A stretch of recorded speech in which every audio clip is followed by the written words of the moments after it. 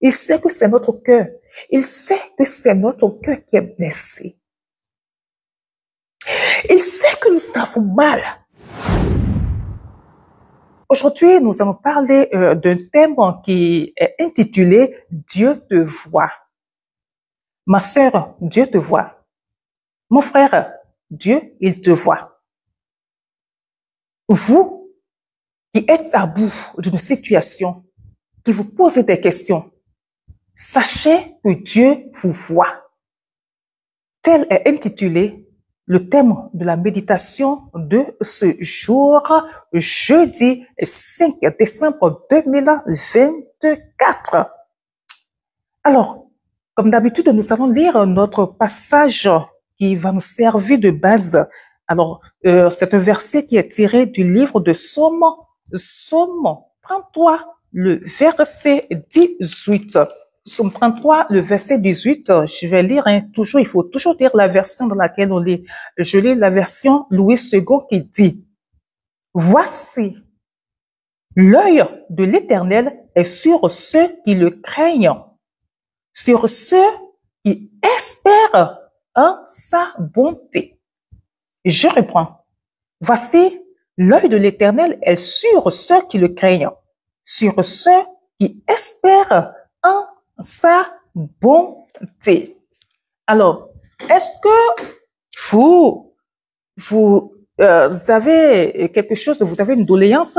Oui, vous allez me répondre oui. Et je me demande, mais est-ce qu'il y a une seule personne qui n'a pas quelque chose qu'elle attend de Dieu? Est-ce qu'il y a quelqu'un dans cette vie-là qui n'attend rien de Dieu, qui n'attend pas que Dieu lui fasse quelque chose? Est-ce qu'il y a cette personne-là qui va dire qu'elle ne s'adresse pas à Dieu, qu'elle ne veut pas que Dieu fasse quelque chose dans sa vie? Il y en a pas. Même ceux qui sont dans le monde, même ceux qui ne connaissent pas Jésus, qui ne connaissent pas le Saint-Esprit, qui ne connaissent pas les noms, qui refusent les noms que nous savons là, qui sont de l'autre côté, les animistes, les fétichistes là, eux aussi, ils invoquent Dieu. Ils savent qu'il y a une puissance qui existe. Ils ont des noms qu'ils donnent à leur puissance. Nous, chez nous, c'est le Dieu Tout-Puissant, créateur du ciel et de la terre. Yahweh, Jéhovah, c'est lui. De l'autre côté, ils ont des noms. Ça ne nous intéresse pas. D'accord? Et quand ils finissent leur prière aussi, ils s'attendent à ce que Dieu réponde. Les féticheurs, quand on les voit, on les écoute parler, quand ils finissent de prononcer leur incantation, on a déjà regardé des films, on a regardé des films africains, par-ci, par-là, et à la fin, quand ils finissent de prononcer tout ce qu'ils ont à prononcer, les incantations, les imprécations, ils disent par la grâce de Dieu. Ils ajoutent toujours par la grâce de Dieu. Cela veut dire que tout le monde, animé sous chrétien, on attend que Dieu fasse des choses dans nos vies. Alors, dans le cas présent, c'est uniquement des gens qui attendent la part du Dieu vrai, du Dieu qui attendent Dieu, le Dieu créateur du ciel de la terre. Nous qui attendons Dieu dans des domaines de nos vies, dans certains domaines de nos vies, nous qui voulons que Dieu agisse, fasse des choses pour nous, nous qui attendons depuis des années, nous qui prions, qui soumettons des sujets à Dieu depuis des années, alors cette méditation, elle est pour nous. Des fois, on se dit, mais attends, je suis chrétien depuis. Moi, je suis totalement acquis à la cause de Dieu. Alors que, bon, ça peut être le contraire. Bon, c'est Dieu qui vient nous chercher là, c'est pas nous qui allons le chercher. D'accord? Je suis là, je suis chrétienne, je vis seulement. Je fais ce qu'il faut faire.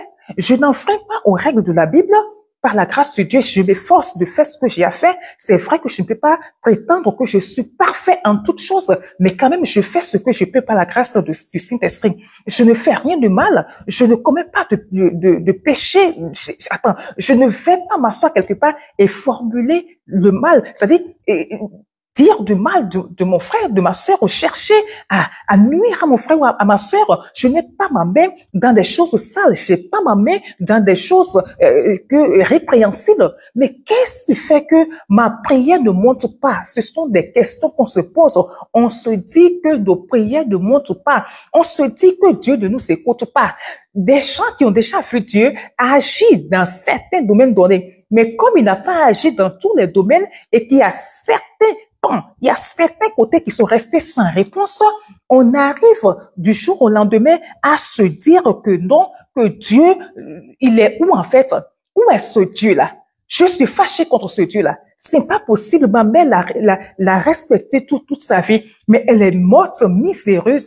Elle est morte, pardon, misérable. Ma mère n'avait de cœur, toute sa vie était dévouée à la cause de Dieu. C'est-à-dire, matin, midi, soir, c'est elle nous a appris à ça. C'est elle qui nous a fait en sorte que nous connaissions le Dieu vrai. Et pourquoi est-ce que Dieu n'a pas répondu à sa situation, à son cas?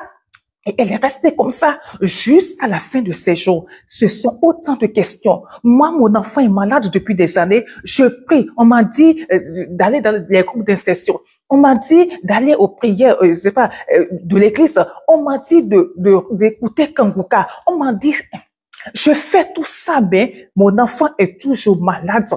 Alors, le désespoir sonne ou frappe à la porte de notre cœur. Des fois, on se laisse aller. Des fois, on oublie carrément. On se dit, mais ce n'est plus pour moi. J'oublie. Et le désespoir s'installe. Il y a le passage de Proverbe 13:12 qui dit que un espoir différé rend le cœur malade, mais un désir accompli est un arbre de vie. D'accord? Lorsque nous n'avons pas ce que nous demandons, nous sommes malades. Notre cœur est malade.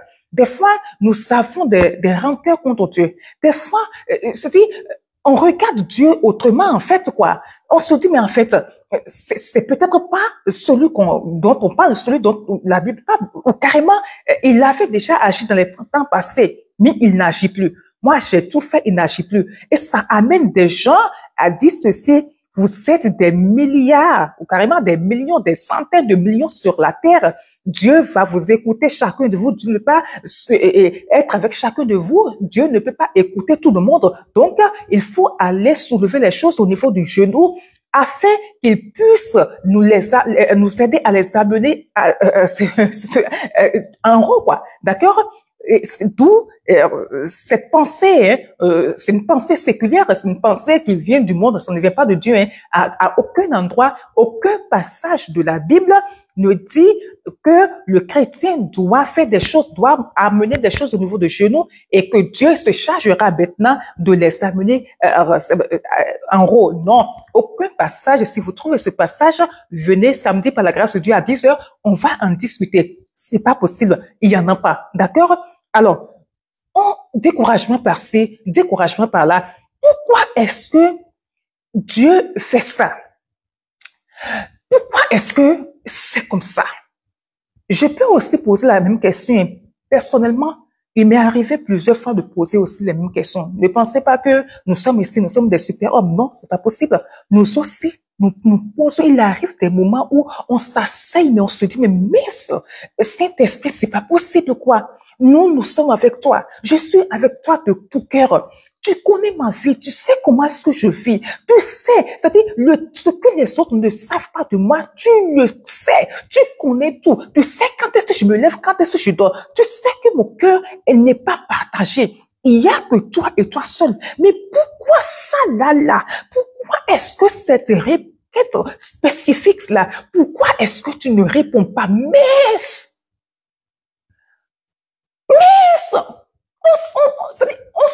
on se le dit qu'on ne se mente pas. Il nous arrive de poser cette question-là.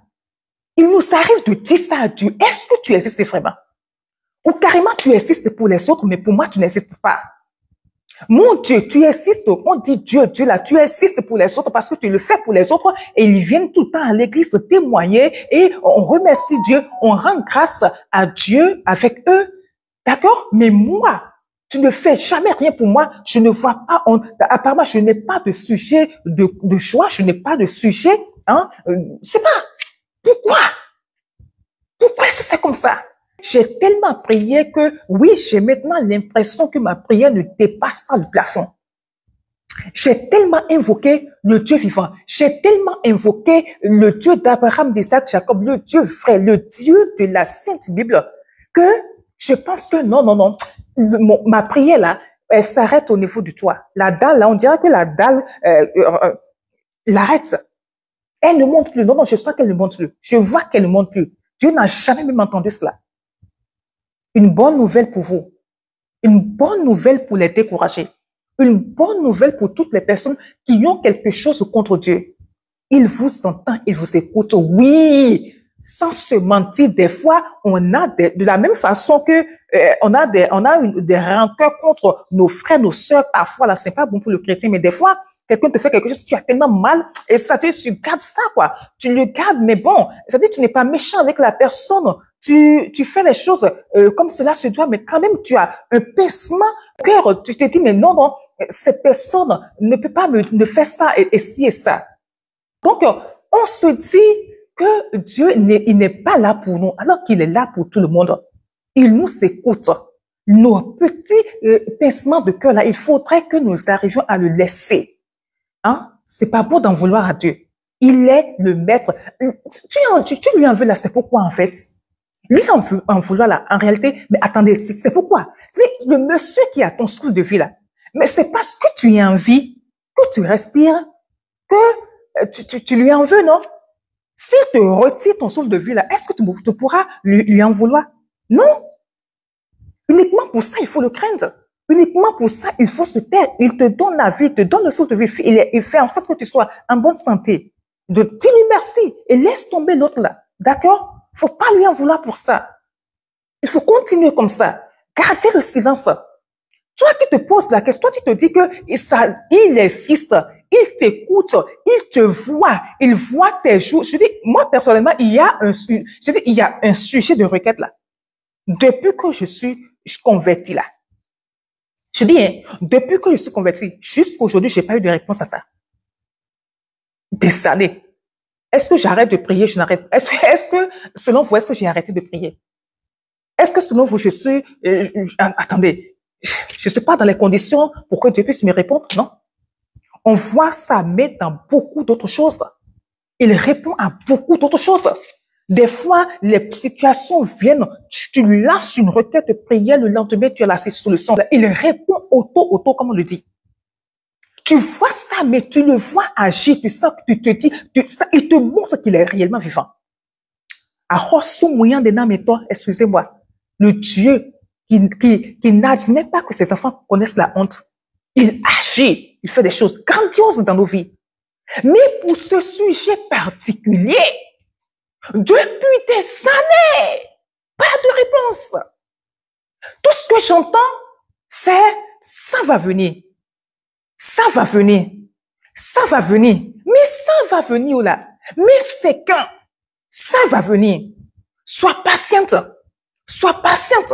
Sois patiente. Des fois, tu dis, mais attends. Mais sois patiente. Là, c'est pour quand? C'est de ma vieillesse que tu vas répondre? Ou mais attends, mais je ne comprends pas. Ça, là, tu vas envoyer ça même de la vieillesse. Peut-être au moment où je ne veux plus, mais ça ne va même plus rien me faire, finir me... Attends, attends. Que tu vas l'envoyer, qu'est-ce que ça va me faire après? Quand je serai vers la salle, ça va me faire quoi? Si c'est en ce moment-là que tu vas répondre là, ça va me faire quoi? Ça va me donner quoi? Des fois, c'est chaud, hein? Des fois, on a les yeux rouges, on parle, on a les yeux rouges devant le Saint-Esprit, on a les yeux rouges. On raconte, on dit des choses. Quand on finit de dire, en même temps, on finit de dire les choses. Quand ça finit de sortir, nous laisse. Laisse.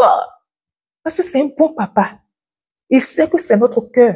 Il sait que c'est notre cœur qui est blessé. Il sait que nous avons mal. Il sait que nous n'avons que confiance en lui, que nous avons mal parce que notre confiance est en lui et que ce que nous voulons, nous ne l'avons pas, alors que nous avons mis toute notre confiance en lui. Il sait. Qu'est-ce qu'il fait? Il se tait. On dit qu'il n'existe pas ou bien qu'il quoi? Il ne nous aime pas. Non, il nous aime. S'il ne nous aimait pas là, toutes les autres choses, il n'allait pas nous les faire. Il n'allait pas nous donner la victoire dans les autres domaines. Les sujets particuliers, les sujets qui nous tiennent à cœur là, où nous voulons le voir réagir, montrer sa gloire et il ne dit rien là.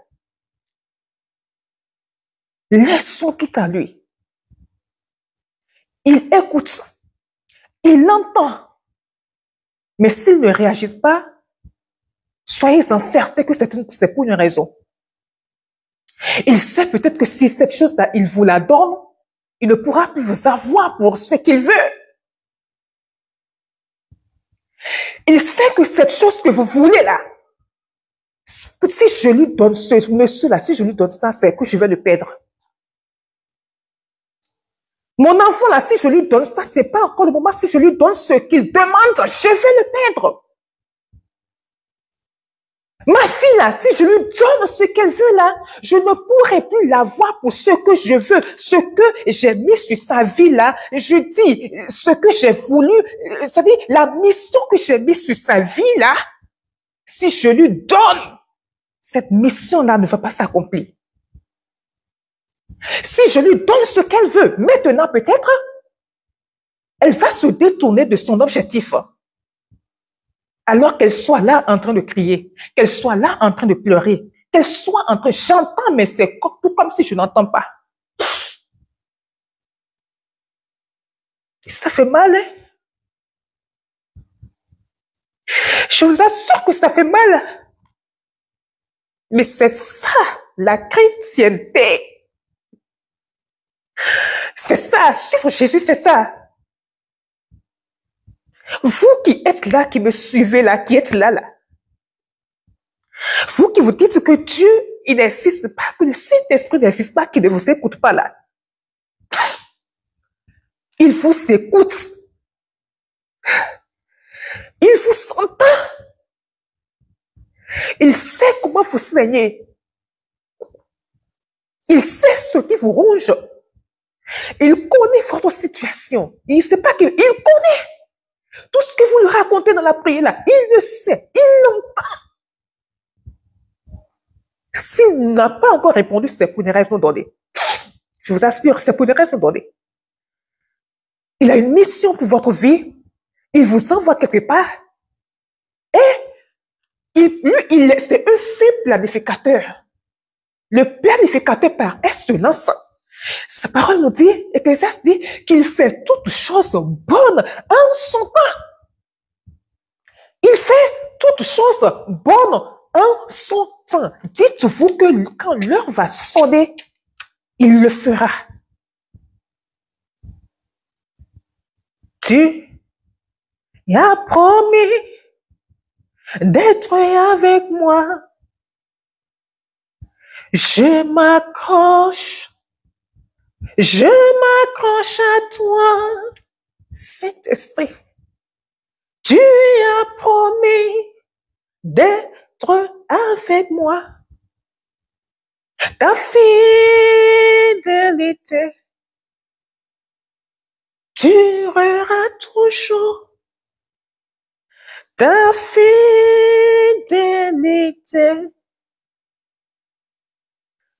durera toujours. Sa fidélité durera toujours. Sa fidélité dure pour toujours. Dieu est fidèle. Il est fidèle. Quelle est votre situation? Dans quelle situation êtes-vous aujourd'hui? Quel est ce qui vous ronge? C'est quoi ce qui vous ronge? C'est quoi la situation qui vous ronge? Le Saint-Esprit, par ma voix ce matin, vous dit qu'il est fidèle. Tu m'entends? Écoute la voix du Saint-Esprit. Il te dit qu'il est fidèle.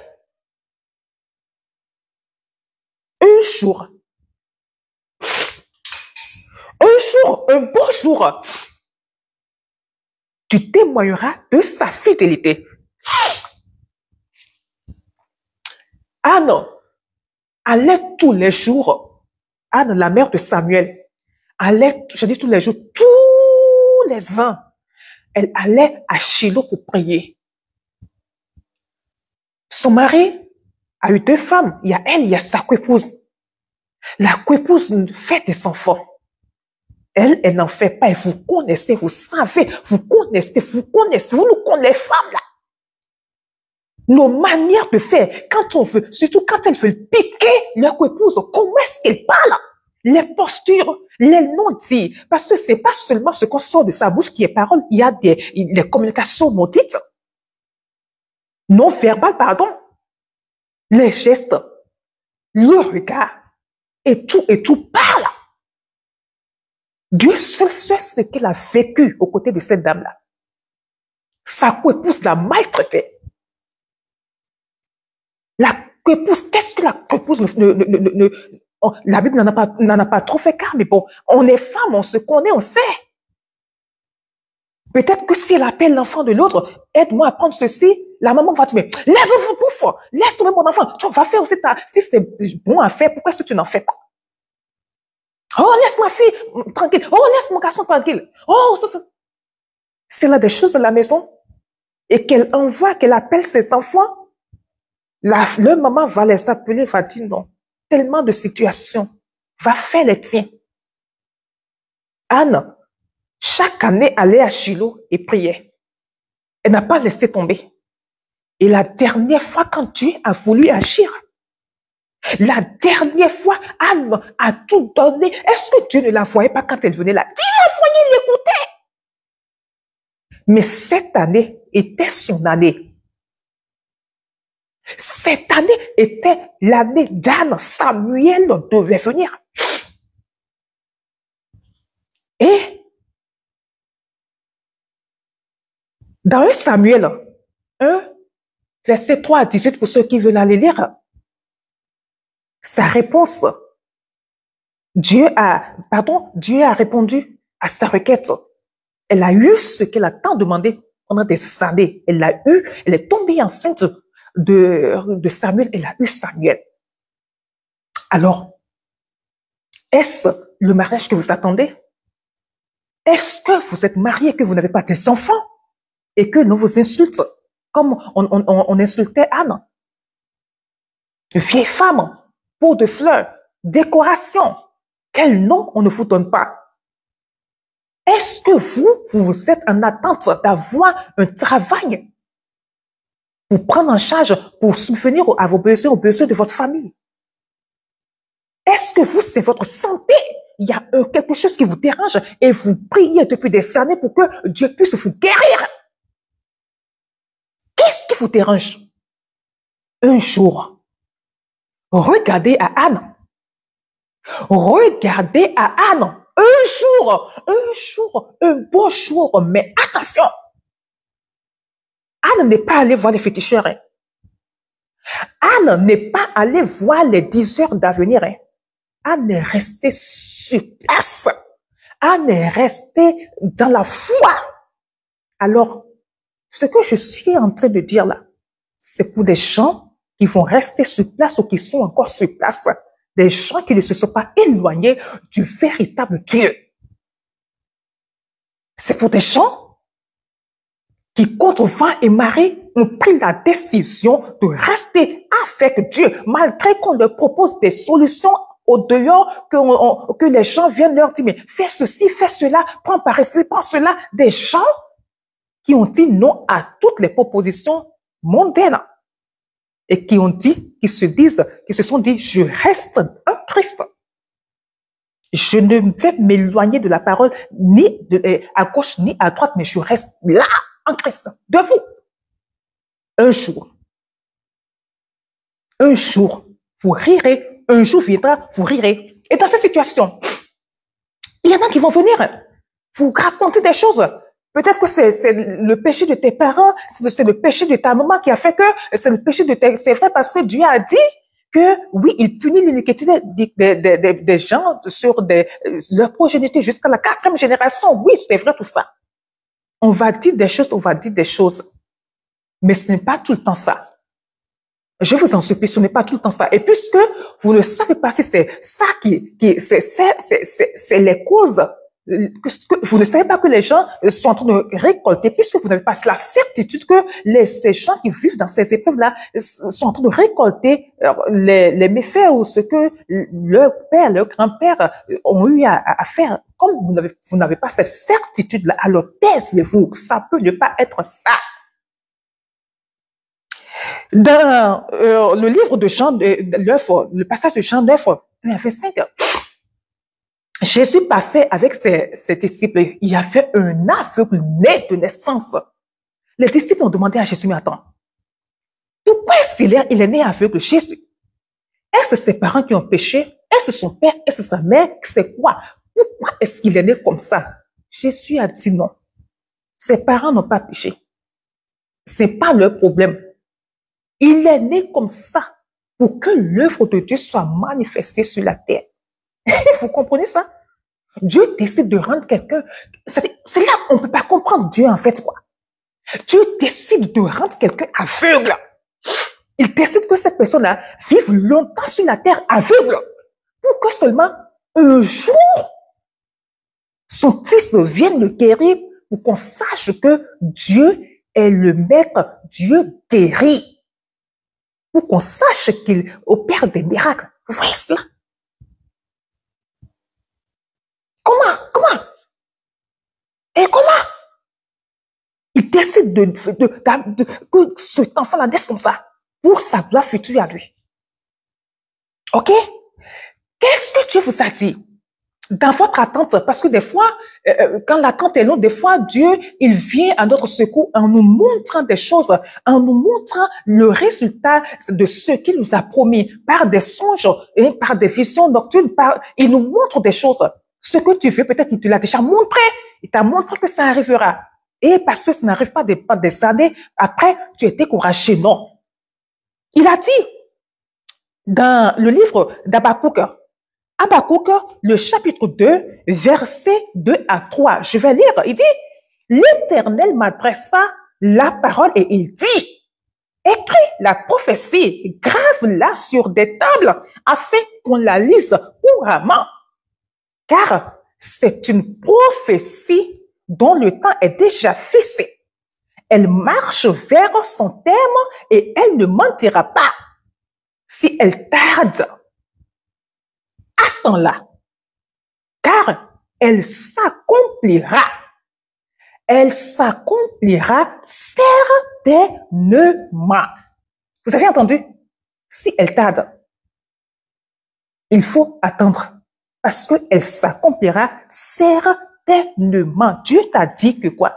Si parmi vous qui attendez des choses, si Dieu vous a déjà montré le résultat final, il vous a déjà montré que cela arrivera, il vous a déjà montré qu'il répondra à votre requête, à ce que vous voulez et que vous, ça dure. Prenez une feuille, comme Habakkuk l'a dit, on a dit à Habakkuk, on dit, écris ce que je t'ai montré là, écris ce qu'il vous a montré là, écrivez cela. Ne l'oubliez jamais. Soyez tout le temps en train de lire cela. Ayez constamment les yeux dessus. Car ça arrivera. Il a dit certainement. Certainement. Ce que sa bouche dit, ça me l'accomplit. Ce que sa bouche a dit, ça me l'accomplit. Ce que sa bouche a dit, ça me l'accomplit. Ce que sa bouche dit, ça me l'accomplit. Dieu peut, il peut tout donner. Il peut tout donner, car il est fidèle. Dieu peut, il peut tout donner. Il peut tout donner, car il est fidèle. Vous avez entendu? Ce que sa bouche dit, ça me l'accomplit. Il y a plus de 20 ans, Dieu m'a montré certaines choses. Ces choses se réalisent actuellement. Il y a plus de 20 ans, On m'a dit, Dieu s'est servi de la bouche de quelqu'un pour me dire, toi, tu vas être tant, quand tu vas grandir là, tu vas être tant. Lui même, il ne savait pas que c'était un ministère que j'allais accomplir. Et tu vas être tant, plus de 20 personnes, mais plus de 25 ans. J'étais dans mon inconscience là-bas. J'ai pris ça comme ça. J'ai pris ça comme ça. Et ça se réalise cette année, plus de 25 ans. Personnellement, il m'a montré des choses qui aussi se sont réalisées 20 ans plus tard. Est-ce que Dieu t'a montré quelque chose? Sois seulement sûr de rester en lui, de ne pas quitter. Reste en lui, ne quitte pas. Et tu verras, quel que soit, on dit quelle que soit la longueur de la nuit, le jour finit par apparaître. Quel que soit le nombre d'années que ça va prendre, si c'est Dieu, si c'est pas le diable, que c'est Dieu qui t'a montré ce qu'il t'a montré là, si c'est lui qui t'a vraiment révélé ce qu'il t'a révélé que tu attends là, ça arrivera. Ça arrivera. Donc, courage! Ok? Courage! Le pasteur Adeboye a raconté une petite histoire. Il dit qu'il était allé en croisade en Haïti. Et au moment où il était là, il prêchait, il disait, mais Dieu, le Saint-Esprit a mis dans son cœur qu'il y a quelqu'un qui est impuissant et que Dieu le touche maintenant au nom de Jésus. Il est guéri instantanément au nom de Jésus. Il y a un monsieur qui était dans sa maison. Vous savez que les places de croisade, c'est vrai, les gens sont nombreux et tout, c'est que les gens, ils louent des bas-fonds et tout, pour que la voix puisse porter, pour que les gens qui sont loin puissent écouter tout ce qui se dit. Le monsieur, il était dans sa chambre, couché. Mais lui, au moins, non, excusez-moi, j'ai mal narré quelque chose là. Non, c'était pas qu'il était couché à côté, c'est qu'il était connecté à la radio. Parce que c'était une transmission directe, quoi.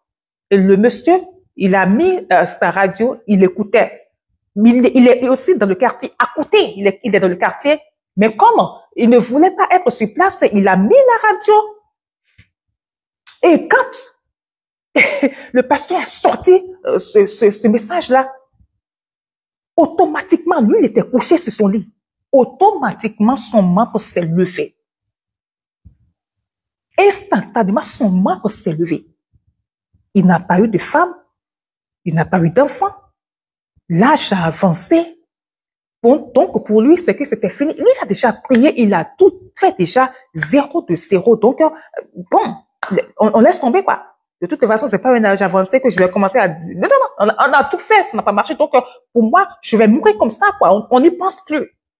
Et son troisième membre se lève raide. Il saute de son lit. Il court, puis le stade est à côté. Il court. Il vient se précipiter. Il dit aux gens, laissez-moi à l'estrade. Et il dit, le pasteur vient de parler de monsieur, c'est moi. J'étais couché dans mon lit. Et c'était moi. Voilà, c'est debout. Vous pouvez toucher, c'est debout. Pendant combien d'années il a prié? Pendant combien d'années ce monsieur a prié? Heureusement qu'il n'a pas abandonné la foi. C'est vrai qu'à un moment donné, il a découragé, il a tout laissé tomber. Mais Dieu savait qu'un jour, un beau jour, Dieu connaissait ce jour-là. Il allait le toucher. Il n'était même pas là. Il était dans son lit quand Dieu l'a touché. Toutes les requêtes de prière que tu adresses à Dieu, tes larmes que tu verses, ces larmes sont recueillies. Les jours de jeûne, les mois de jeûne, tout ce que tu dis concernant ton problème là, tout est entendu, tout est écouté. Dieu attend le moment propice. Des fois, il ne va pas répondre tout de suite. Des fois, même son silence, c'est une réponse parce qu'il sait que non, ce que tu veux là, soit je ne vais pas te le donner, soit ce n'est pas pour le moment. D'accord? Si je te le donne, comme j'avais dit tantôt, ça va pas servir à grand chose, quoi. Moi, je connais, je sais quand est-ce que je vais te la donner, cette chose-là. D'accord? Pour qu'elle puisse te profiter. Alors, la méditation d'aujourd'hui, c'est pour t'encourager. Toi qui as perdu espoir. Toi qui te dis déjà que Dieu n'existe pas. Parce que même le grand Jérémie, le prophète Jérémie, il a tellement connu d'adversité. On l'a tellement dérangé à cause de la vérité qu'il disait. Il comprenait pas. Il dit, mais attends, Dieu, c'est toi qui me donnes des messages. D'aller dire à ton peuple, on me persécute là-bas. Il est arrivé un moment tellement persécuté que Jérémie s'est dit, mais attends, tu ressembles à un mirage en fait. Vous connaissez les mirages, non? Quand il fait très chaud et que vous restez éloigné, vous voyez qu'il y a de l'eau sur le goudron. Il faudrait que vous vous approchez là, il n'y en a plus. Mirage. Le grand Jérémie a dit, Dieu, tu es comme un mirage. Donc, c'est pour vous dire que bon, c'est pas nouveau, pas. Ça arrive à tout le monde. À un moment donné de sa vie, on se dit, mais Dieu, est-ce que tu es... Non, il existe. Il est là. Donc, c'est quoi ton problème? Sache qu'il est vivant et qu'il écoute les prières et qu'un bon jour, tu verras sa gloire se manifester dans ta vie. Alors, courage. Ne perds pas courage et surtout, ne quitte pas. Parce que si tu quittes, c'est fini, tu n'auras plus. Si tu vas chercher ailleurs, tu vas chez les autres là.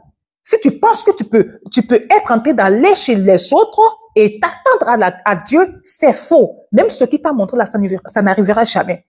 Il y a des gens à qui tu as montré des choses, mais ces choses ne sont jamais arrivées à cause de leur attitude, de leur comportement, à cause d'eux-mêmes, pas à cause de Dieu, mais c'est eux-mêmes le problème. Alors, maintiens-toi là où tu es, reste sur place. Ne t'éloigne pas, ne va ni à gauche ni à droite. Reste en Dieu, reste en Jésus. D'accord? Et n'arrête pas de prier. N'arrête pas. Des fois, on est fatigué, on laisse tomber. C'est vrai. Moi-même, là, je laisse tomber. Il m'arrive, mais je ne prie plus pour ça. D'accord? Mais un jour, un beau jour, tu verras Dieu. Tu la verras dans sa splendeur. Tu la verras dans sa gloire. Et le monde pourra en témoigner. C'est-à-dire, c'est là que, quand les gens vont vouloir parler d'une situation comme ça, ils vont dire, mais est-ce que tu connais telle sœur, Edith? Tu ne connais pas Edith? Hey, tu as fait une chose grandiose dans sa vie. C'est-à-dire que Dieu se sert de ta situation pour se glorifier, pour montrer aux gens qu'il continue à être Dieu. Il aime ça, en fait. Il aime se servir des problèmes des autres là pour faire savoir qu'il est toujours Dieu, qu'il est toujours assis sur son trône de gloire et que c'est lui qui maîtrise toutes choses. Une femme de 68 ans qui tombe enceinte sans les techniques in vitro et autres, elle-même là, elle savait même pour elle, là, c'est déjà fini. Mais elle tombe enceinte, elle fait des chevaux. Elle dit qu'il y a des choses quand tu vois là, tu dis, hey Seigneur, mais tu lui as donné enfant à 68 ans, c'est pourquoi même en fait? Attention, hein, il sait ce qu'il fait. À cette dame de 68 ans, il va donner la force, 2 fois la force d'une femme de 30 ans pour pouvoir garder ses enfants. Peut-être que la dame à qui elle a donné l'enfant à 68 ans, peut-être que c'est une femme qui va vivre 98, 100 ans. Il a son programme. Son programme sur Adjoa n'est pas son programme sur Franck. Il sait que Franck, lui là, il est venu sur Terre là, c'est 52 ans, il va faire. Adjoa là, c'est 82 ans, elle va faire, pardon. Et Franck, à 25 ans, a eu des choses, a eu des enfants.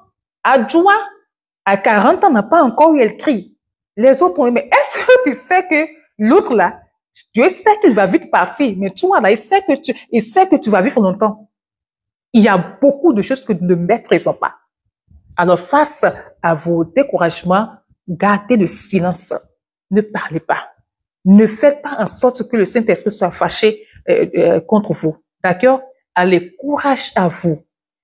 Courage à vous. Le Saint-Esprit vous envoie ce matin un mot d'encouragement. Tenez bon. Ne vous éloignez pas. Continuez. D'accord? Ayez le regard sur lui, le maître, le consommateur de notre foi. Un beau jour, vous rirez.